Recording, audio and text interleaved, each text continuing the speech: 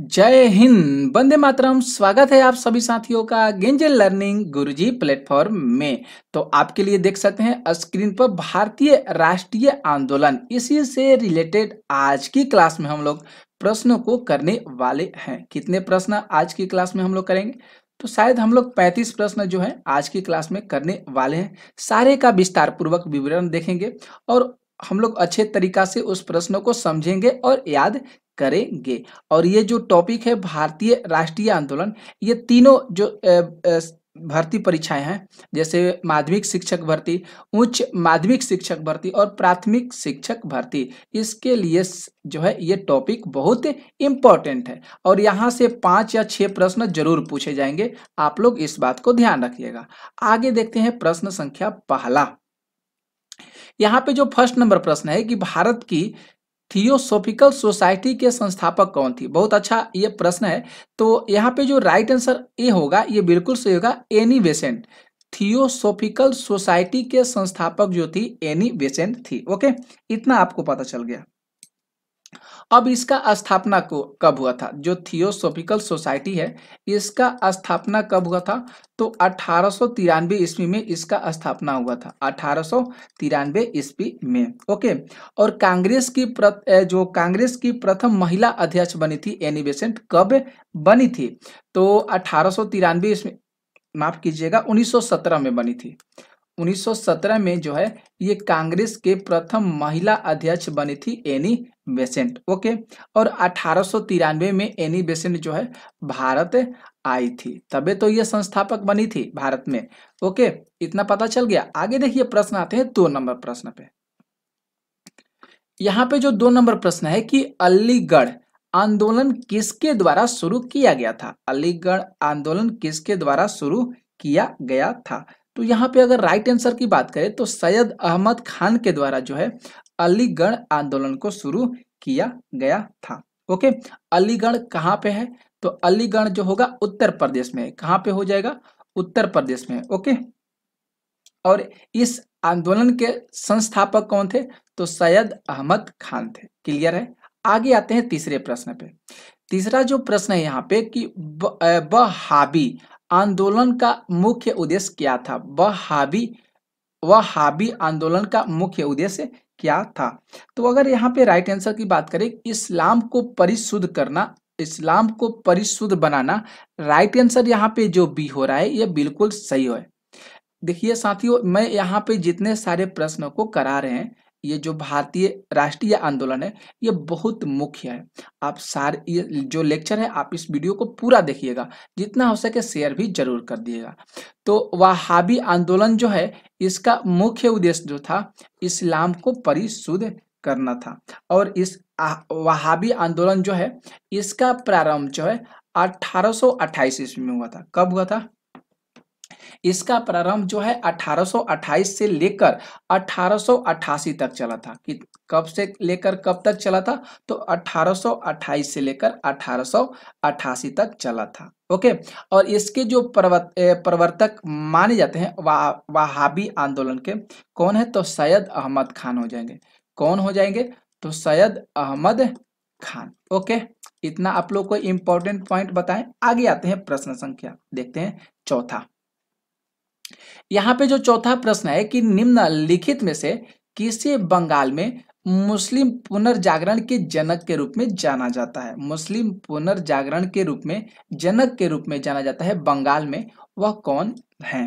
तो यहाँ पे अगर राइट आंसर की बात करें तो बी ऑप्शन बिल्कुल सही होगा, नवाब अब्दुल लतीफ खान।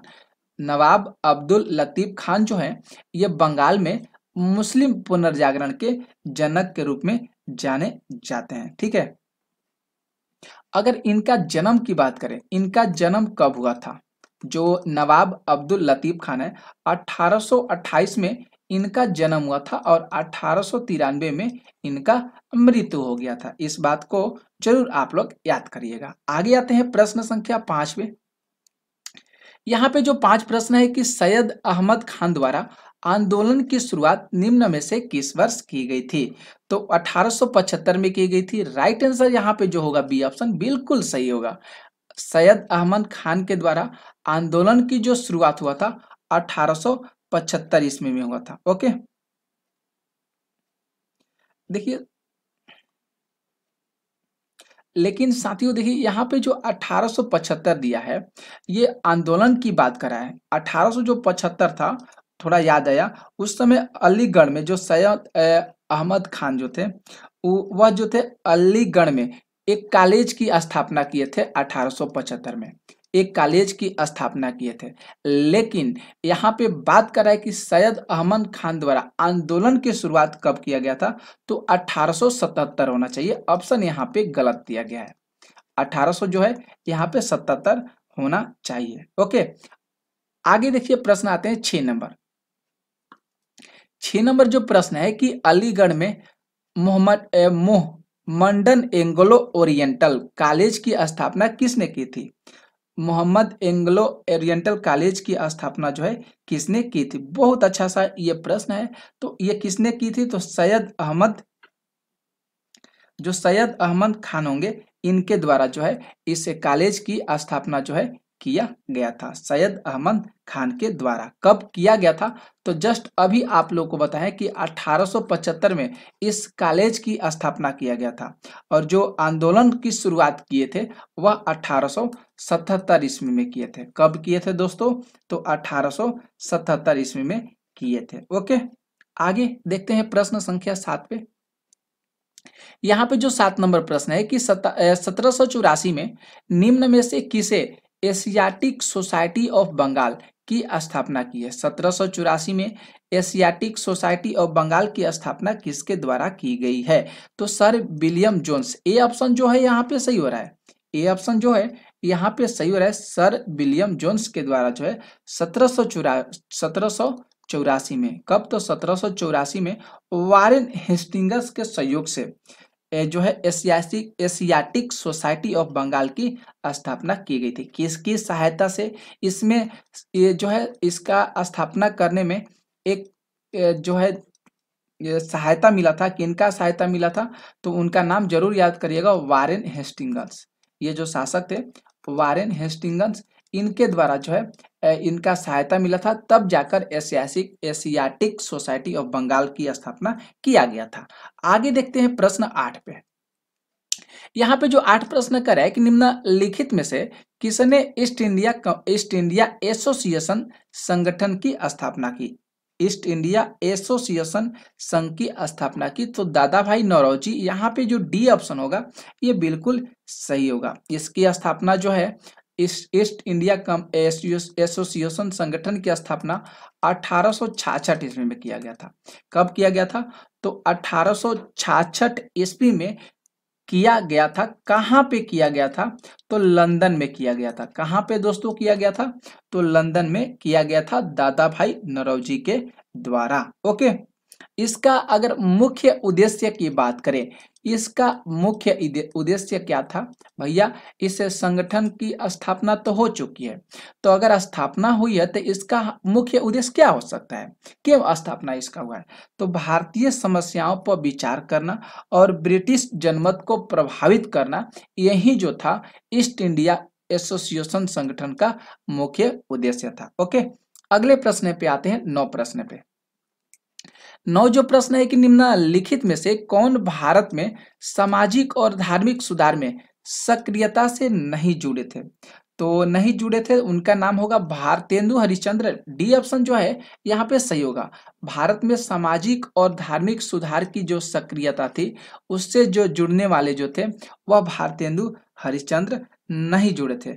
बाकी राजा राम मोहन राय, पंडित ईश्वर चंद्र विद्यासागर और ज्योतिबा फुले, ये सारे जो थे सामाजिक और धार्मिक सुधार में जुड़े थे, अपना हिस्सा लिए थे। ठीक है, भारतीय पुनर्जागरण का अग्रदूत किसे कहा जाता है?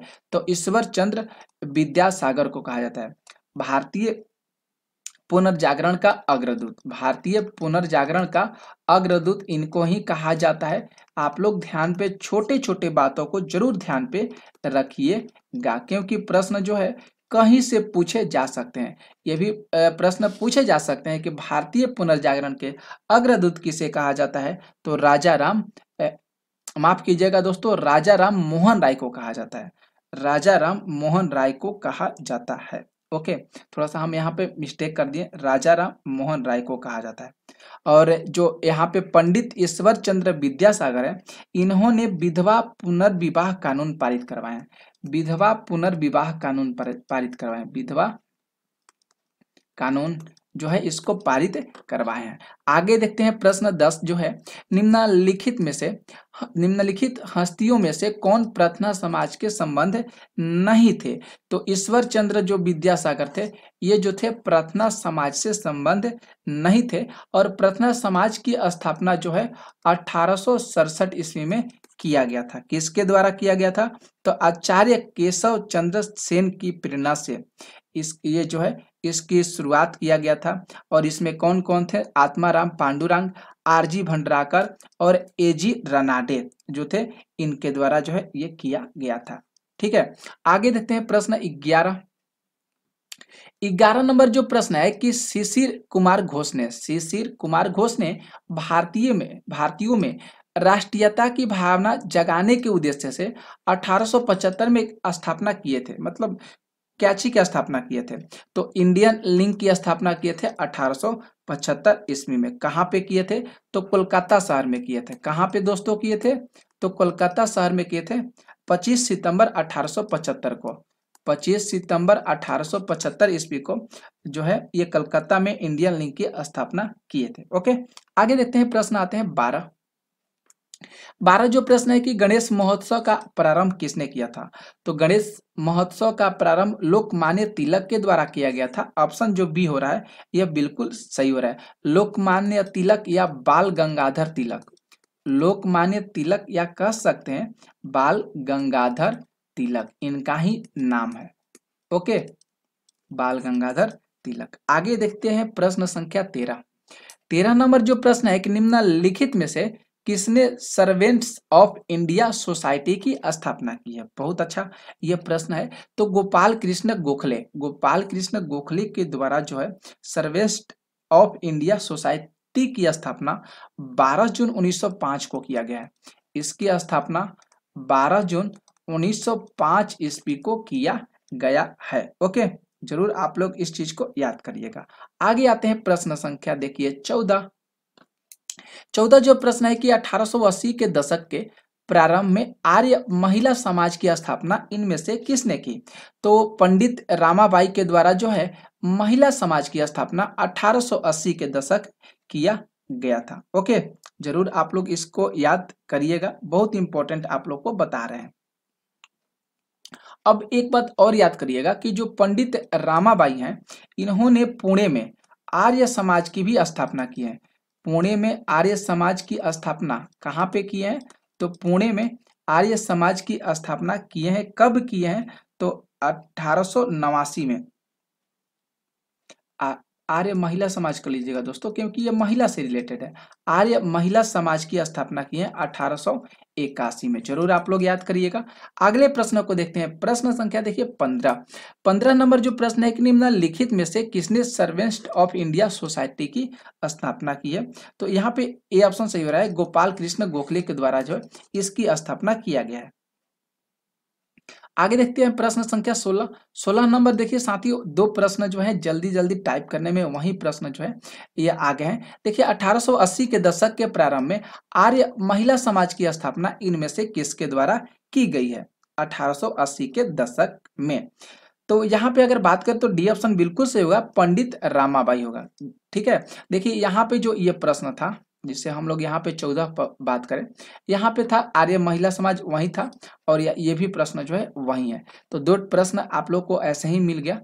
ये आगे देखते हैं प्रश्न 17 की 1884 में वेद समाज निम्नलिखित में से किस शहर में स्थापित किया गया था? वेद समाज को किस शहर में स्थापित किया गया था? तो मद्रास में किया गया था। राइट आंसर यहाँ पे जो बी हो रहा है बिल्कुल सही हो रहा है। कहाँ पे किया गया था? मद्रास में किया गया था। 18 प्रश्नों को देखिए। 18 नंबर जो प्रश्न है कि ब्रिटिश शासन के दौरान निम्नलिखित में से कौन सा संगठन अन्य 3 संगठनों की तुलना में पहले स्थापित किया गया था? तो यहाँ पे जो ब्रह्मा समाज हो रहा है डी ऑप्शन, ये बिल्कुल सही हो रहा है। पहले की तुलना में किसे स्थापित किया गया था? तो ब्रह्मा समाज को स्थापित किया गया था। 19 देखिए प्रश्न 19 जो प्रश्न है कि प्रार्थना समाज के संस्थापक निम्नलिखित में से कौन थे? प्रार्थना समाज के संस्थापक निम्नलिखित में से कौन थे? तो आत्माराम पांडुरंग। ये जो सी ऑप्शन हो रहा है ये बिल्कुल सही हो रहा है। प्रार्थना समाज के संस्थापक कौन थे? तो आत्माराम पांडुरंग थे। ओके, जरूर आप लोग ध्यान में रखिएगा। अगर बात करें आर्य समाज के तो दयानंद सरस्वती हो जाएंगे। आर्य समाज के जो है कौन किए थे, जो है सुधारक कौन थे? तो दयानंद सरस्वती थे। ओके, आगे देखते हैं प्रश्न संख्या हम लोग आते हैं 20 नंबर। 20 नंबर जो प्रश्न कर रहा है कि 19वीं शताब्दी में सत्य शोधक समाज की संस्थापक कौन थे? सत्य शोधक समाज के संस्थापक कौन थे? तो यहाँ पे बात करें सी ऑप्शन बिल्कुल सही होगा। सत्य शोधक समाज के संस्थापक जो थे ज्योतिबा फूले थे, 19वीं शताब्दी में किए थे। इसका स्थापना कब किए थे? तो 1873 ईस्वी में इसका स्थापना किए थे, 1873 ईस्वी में। ओके, इनका अगर जन्म की बात करें, ज्योतिबा फूले का जन्म कब हुआ था? तो 11 अप्रैल 1827, 11 अप्रैल 1827 ईस्वी में हुआ था। कहाँ पे? तो महाराष्ट्र में हुआ था। आगे देखते हैं प्रश्न संख्या 21। 21 नंबर जो प्रश्न है यहाँ पे कि ज्योतिबा फूले द्वारा निम्नलिखित में से किस संगठन की स्थापना की गई थी? ज्योतिबा फूले के द्वारा तो सत्य शोधक समाज की स्थापना की गई थी। डी ऑप्शन बिल्कुल यहाँ पे सही हो रहा है। आगे देखते हैं 22 प्रश्न पे। 22 प्रश्न है कि उस समय ब्रिटिश जो है भारत का तत्कालीन गवर्नर जनरल कौन था? ब्रिटिश के समय जो थे भारत का तत्कालीन गवर्नर जनरल कौन था जब जब सती प्रथा और अब सती प्रथा अवैध और दंडनीय घोषित की गई थी? उस समय कौन था उस समय? तो उस समय लॉर्ड विलियम बेटिक जो था, उस समय कौन सा ब्रिटिश शासक था? तो वह शासक था लॉर्ड विलियम बेटिक उस समय जो था। ओके, आगे देखते हैं प्रश्न संख्या 23 पे। 23 जो प्रश्न है कह रहा है कि महारानी विक्टोरिया उद्घोषणा ने कब स्पष्ट किया कि भारत जो है राज्य सचिव के माध्यम से ब्रिटिश सम्राट के नाम पर आधारित होगा? कब आधारित होगा? तो 1 नवंबर 1858 ईस्वी को आधारित होगा। कब होगा? तो 1 नवंबर 1858 ईस्वी को। आगे देखते हैं प्रश्न 24। 24 प्रश्न करें कि 1829 में भारत के किस गवर्नर जनरल ने सती प्रथा को अपराध घोषित करते हुए इसे समाप्त कर दिया था? बहुत अच्छा प्रश्न है ये। तो याद करना होगा लॉर्ड विलियम बेटिक ने ही किया था। किसने किया था दोस्तों? तो लॉर्ड विलियम बेटिक के द्वारा ही, बैटिक होता है, के द्वारा ही इस सती प्रथा को अपराध घोषित करके इसको समाप्त कर दिया गया था। ओके, आगे देखते हैं 26 प्रश्नों को। देखिए साथियों यहाँ पे दोनों प्रश्न 25 प्रश्नों को देखिए। यहाँ पे जो साथियों 25 प्रश्न कर रहा है कि सती प्रथा को गवर्नर जनरलशिप के अधीन समाप्त किया गया था। किसके अधीन समाप्त किया गया था? तो लॉर्ड विलियम बेटिक के द्वारा जो है इसको समाप्त कर दिया गया था सती प्रथा को। ओके, तो हम लोग आज की क्लास में 25 प्रश्न लिए हैं, नहीं तो जो ये वीडियो है और ज्यादा लंबा हो जाता। तो ये क्लास आपको कैसा लगा जरूर आप कमेंट करके बताइएगा। जितना हो सके आप लोग शेयर जरूर कर दीजिएगा। मिलते हैं नेक्स्ट वीडियो में हम लोग इतिहास के प्रश्नों के साथ। इतिहास के जो प्रश्न है वो आपके लिए बहुत बेहद जरूरी है, बहुत इंपॉर्टेंट है, तो उस लेक्चर को भी आप लोग जरूर देखिएगा। ओके, तो आज के लिए बस इतना ही। मिलते हैं नेक्स्ट वीडियो में, तब तक के लिए आप लोग को जय हिंद, जय भारत।